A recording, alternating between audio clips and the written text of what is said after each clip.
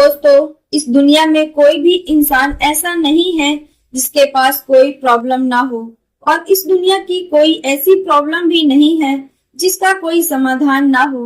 लेकिन लोग अपनी परेशानियों से निजात पाने के लिए जल्दबाजी में गलत फैसला कर लेते हैं और उनकी एक छोटी सी गलती की वजह से ना जाने कितने लोगों की जिंदगियां तबाह हो जाती हैं। आज की कहानी में भी कुछ ऐसा ही होता है, जिसकी वजह से ना सिर्फ एक इंसान हमेशा के लिए इस दुनिया को छोड़कर चला जाता है, बल्कि उसके बाद ना जाने कितने लोगों की जिंदगियां भी हमेशा के लिए बर्बाद हो जाती हैं। दोस्तों, आज की जो कहानी है ये आपको भी हैरान कर देने वाली है। आज की जो सच्ची घटना मैं आपको सुनाने वाली हूँ, ये घटना है उत्तर प्रदेश की। उत्तर प्रदेश का एक जिला पड़ता है आगरा और इसी आगरा में एक थाना लगता है सिकंदरा। सिकंदरा थाने के अधीन एक गांव आता है पनवारी और इसी पनवारी गांव का एक रहने वाला व्यक्ति होता है शिशुपाल, जिसकी उम्र लगभग 38 साल के आसपास होती है। शिशुपाल की पत्नी का नाम होता है सीता देवी और उसकी उम्र लगभग 35 साल के आसपास होती है। शिशुपाल के 3 बच्चे होते हैं, जिसमें 2 बेटे और 1 बेटी। शिशुपाल जो खेती किसानी का तो काम करता ही था और साथ ही में लोगों को ब्याज पर पैसा देने का भी काम करता था। इसी वजह से शिशुपाल अच्छा खासा पैसा भी कमाता है। लेकिन शिशुपाल के पास जब अच्छा खासा पैसा आने लगता है, वो कई गलत महिलाओं की संगत में भी आ जाता है। लोगों को ब्याज पर पैसा देने का काम करते हुए उसकी कई लोगों से दुश्मनी भी हो जाती है। लेकिन एक दिन जब सीता को अपने पति के करतूतों के बारे में पता चलता है तो वो गुस्से से पागल हो जाती है और शादी को 18 साल हो जाने के बाद भी एक दिन अपने पति और बच्चों को छोड़कर हमेशा के लिए चली जाती है। पत्नी के चले जाने के बाद शिशुपाल अपने बच्चों के साथ ही रहने लगता है। दरअसल मैं बात कर रही हूँ 21 जुलाई 2020 की। सुबह करीब 7 बजे के आसपास ही शिशुपाल अपने बच्चों को ये कहकर घर से निकलता है कि मैं खेतों में जा रहा हूँ पशुओं को चारा लाने के लिए।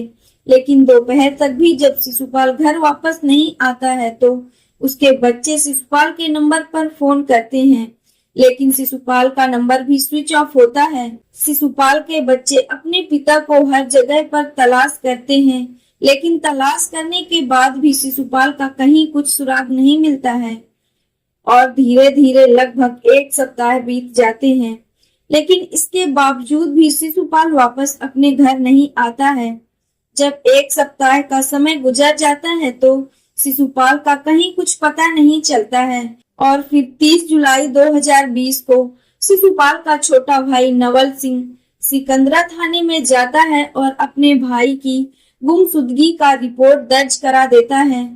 पुलिस गुमशुदगी की रिपोर्ट दर्ज करती है। उसके बाद पुलिस भी शिशुपाल को हर जगह पर तलाश करती है, लेकिन शिशुपाल का जब कहीं कुछ पता नहीं चलता है तो पुलिस अब शिशुपाल के गांव में जाती है और उसके बारे में लोगों से पूछताछ करती है। तब पुलिस को पता चलता है कि दरअसल शिशुपाल के कई महिलाओं के संग अवैध संबंध थे और साथ ही ये भी पता चलता है कि शिशुपाल की कई महिलाओं से दुश्मनी भी थी।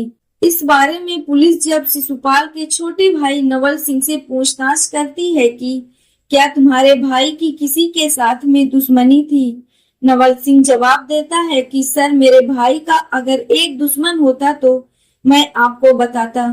पुलिस को भी समझ में नहीं आता है कि आखिर शिशुपाल अपने परिवार वालों को बिना कुछ बताए कहाँ चला गया। लेकिन पुलिस को जब पता चलता है कि शिशुपाल की कई लोगों के साथ में दुश्मनी थी तो पुलिस अब शिशुपाल के बारे में पता लगाने के लिए उसके मोबाइल नंबर की कॉल डिटेल्स निकलवाती है। कॉल डिटेल्स को जब चेक करती है तो पता चलता है कि शिशुपाल जिस दिन यानी 21 जुलाई 2020 को अपने घर से निकला था करीबन 10 बजे के आसपास एक नंबर पर आखिरी बार उसकी बात हुई थी। पुलिस जब उस नंबर की डिटेल्स को चेक करती है तो पता चलता है कि वो नंबर किसी सोहन वीर सिंह के नाम पर रजिस्टर्ड है और ये सोहन वीर कोई और नहीं बल्कि शिशुपाल के ही गांव का रहने वाला है। उसकी उम्र लगभग 35 साल के आसपास है। पुलिस को लगता है कि सोहनवीर ही अब शिशुपाल के बारे में बता सकता है और फिर 12 अगस्त 2020 को पुलिस अपने टीम के साथ सोहनवीर के घर पर जाती है और उसे अपनी कस्टडी में लेकर थाने में पहुंच जाती है और फिर सोहनवीर से शिशुपाल के बारे में पूछताछ करती है। सोहनवीर कहता है कि हाँ सर, उस दिन शिशुपाल से मेरी फोन पर बातचीत तो हुई थी, लेकिन यकीन मानिए मुझे नहीं पता कि शिशुपाल कहाँ गया है। लेकिन पुलिस जब सोहनवीर से तरह तरह के सवाल करती है, सोहनवीर जब पुलिस के सवालों का जवाब देता है तो पुलिस को कहीं न कहीं सोहनवीर के ऊपर ही शक होने लगता है। इसलिए पुलिस अब सोहनवीर के बारे में सख्ती से पेश आना शुरू करती है। पुलिस जैसे ही कड़ाई से पूछताछ शुरू करती है तो सोहनवीर सच्चाई को कबूल कर लेता है। सोहनवीर पुलिस वालों से कहता है कि सर, 21 जुलाई 2020 को ही शिशुपाल की हत्या कर दी गई थी। लेकिन सोहनवीर जब इस हत्या की पूरी कहानी सुनाता है तो वाकई में इस केस को सुनने के बाद किसी को भी अपने कानों पर यकीन नहीं होता है। सोहनवीर, जिसकी पत्नी का नाम है चंचल, इसकी उम्र 32 साल के आसपास है। सोहनवीर के 2 बच्चे हैं, एक बेटा और एक बेटी। सोहनवीर जो एक प्राइवेट कंपनी में नौकरी करता है, वो जितना भी पैसा कमाता है सारा पैसा शराब में उड़ा देता है, जिसकी वजह से सोहनवीर की घर की माली हालत काफी खराब हो जाती है। इसीलिए सोहनवीर भी कई लोगों से कर्जा ले लेता है। सोहनवीर कर्जा लेकर अपने घर का खर्च तो चलाता है, लेकिन लोगों का पैसा वापस नहीं कर पाता है। इसी के चलते एक दिन सोहनवीर शिशुपाल से भी कुछ पैसे कर्ज ले लेता है और उसके बाद से शिशुपाल के घर की तरफ आना जाना भी छोड़ देता है और वादे के मुताबिक पैसा वापस नहीं करता है। एक दिन शिशुपाल सोहनवीर से मुलाकात करने के लिए उसके घर पर ही चला जाता है। जाकर जब दरवाजा खटखटाता है तो उस वक्त सोहनवीर अपने घर के अंदर ही था, लेकिन सोहनवीर ये जानता था कि बाहर जो भी व्यक्ति आया है जरूर कर्ज ही मांगने के लिए आया होगा। इसलिए सोहनवीर अपनी पत्नी चंचल से कहता है कि जाओ दरवाजा खोलो और कोई भी हो उससे बोल दे। ये सुनकर चंचल को काफी बुरा लगता है और फिर वो जब दरवाजा खोलती है तो देखती है कि दरवाजे पर शिशुपाल खड़ा है। शिशुपाल कहता है कि तुम्हारा पति सोहनवीर कहाँ है? दरअसल उसने मुझसे कुछ पैसे उधार लिए थे, लेकिन उसने अभी तक पैसे वापस नहीं किया। लेकिन चंचल कहती है कि मेरे पति घर पर नहीं है, तुम किसी दूसरे दिन आ जाना। ये सुनकर शिशुपाल गुस्से से भड़क जाता है और सोहनवीर की पत्नी चंचल को डांटते हुए कहता है कि उसे बोल देना मेरे पैसे वापस कर दे, वरना उसके लिए अच्छा नहीं होगा। शिशुपाल जैसे ही धमकी देकर चला जाता है तो इसके बाद चंचल और सोहनवीर यानी दोनों पति और पत्नी के बीच में काफी झगड़ा हो जाता है, विवाद हो जाता है और सोहनवीर अपनी पत्नी चंचल की बुरी तरीके से पिटाई कर देता है और घर से बाहर निकल जाता है। शाम के वक्त जब वो घर में आता है तो नशे की हालत में आता है।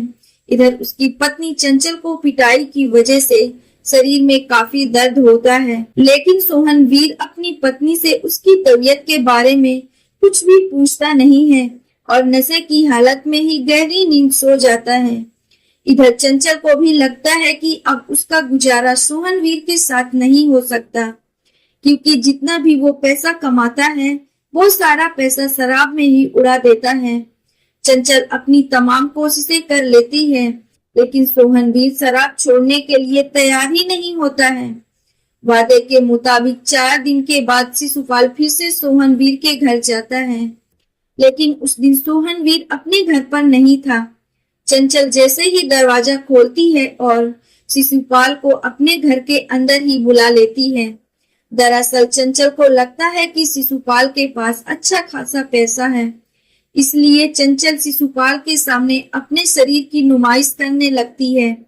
शिशुपाल भी जब चंचल की खूबसूरती को देखता है तो शिशुपाल की भी नीयत खराब हो जाती है और फिर चंचल शिशुपाल से बातें करने लगती है। शिशुपाल को भी ये समझने में देरी नहीं लगती कि चंचल चाहती क्या है। और चंचल भी जानती थी कि शिशुपाल का कई महिलाओं के साथ में अवैध संबंध है। जैसे ही दोनों के बीच में बातचीत होती है, उसके बाद शिशुपाल अक्सर सोहनवीर के घर पर आना जाना शुरू कर देता है। एक दिन फिर से शिशुपाल जब सोहनवीर के घर जाता है तो चंचल उसे अपने घर के अंदर ही नहीं बुलाती है, बल्कि उस दिन इन दोनों के बीच में अवैध संबंध भी बन जाती हैं।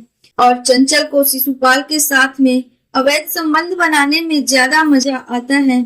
इसलिए उसके बाद तो चंचल शिशुपाल की दीवानी हो जाती है। अक्सर जब उसका पति और बच्चे घर से बाहर चले जाते थे तो वो शिशुपाल को फोन करके अपने घर में बुला लेती है। ये सिलसिला दोनों के बीच पिछले कई महीनों से चल रहा था, लेकिन इस बात की जानकारी सोहनवीर को नहीं थी। लेकिन कहीं न कहीं ये बातें आस पड़ोस के लोगों को पता होती हैं। और जैसे ही अपनी पत्नी चंचल और शिशुपाल के अवैध संबंध के बारे में सोहनवीर को पता चलता है कि उसकी पत्नी का शिशुपाल के साथ में अवैध संबंध है, ये सोहनवीर गुस्से से पागल हो जाता है और फिर शिशुपाल को जान से मारने का फैसला कर लेता है। इसीलिए सोहनवीर शिशुपाल का कत्ल करने के लिए एक षड्यंत्र रचता है और इस घटना को अंजाम देने से ठीक 2 या 3 दिन पहले शिशुपाल के नंबर पर फोन करता है और कहता है कि मैंने तुमसे जो भी कर्जा लिया था, अब मेरे पास पैसे हो चुके हैं, मैं बहुत जल्द ही तुम्हारे पैसे वापस लौटा दूंगा। और सोहनवीर इसी षड्यंत्र के तहत 21 जुलाई 2020 को करीब 10 बजे के वक्त शिशुपाल के नंबर पर फोन करता है। दरअसल उस वक्त शिशुपाल अपने खेतों में चारा लेने के लिए गया हुआ था। जैसे ही सोहनवीर उसके नंबर पर फोन करता है तो शिशुपाल भी सोहनवीर से मिलने के लिए कहता है। सोहनवीर शिशुपाल को मिलने के लिए APR खंडहर के पास बुलाता है और जैसे ही शिशुपाल खंडहर के पास पहुंचता है, सोहनवीर अपने प्लान के तहत पहले से ही शराब की बोतल साथ लेकर आया था। सोहनवीर शिशुपाल से कहता है कि पैसे तो मैं आज तुम्हें दे ही दूंगा, चलो आज एक साथ बैठकर हम थोड़ी शराब पी लेते हैं। शिशुपाल भी सोचता है कि जब सोहनवीर खुशी से पिला रहा है तो पीने में क्या हर्ज है। जैसे ही उस शराब को शिशुपाल पीता है, शराब पीने के कुछ देर बाद ही उसकी मौत हो जाती है। उसके बाद सोहनवीर शिशुपाल की डेड बॉडी को पास के ही एक नाले में डाल देता है और उसके बाद वो अपने घर चला जाता है। सोहनवीर जब ये सारी कहानी बताई तो किसी को यकीन नहीं आ रहा था। इसके बाद पुलिस सोहनवीर की तहरीर पे अगले दिन उसे जिला अदालत में पेश करती है, जहां से उसे जेल भेज दिया जाता है। सोहनवीर को तो उसके किए की सजा अदालत में मिल जाएगी, लेकिन दोस्तों आपके अनुसार सोहनवीर को क्या सजा मिलनी चाहिए, कमेंट बॉक्स में जरूर बताएं। और अगर आपको हमारी मेहनत पसंद आई हो तो चैनल को सब्सक्राइब जरूर करें। धन्यवाद।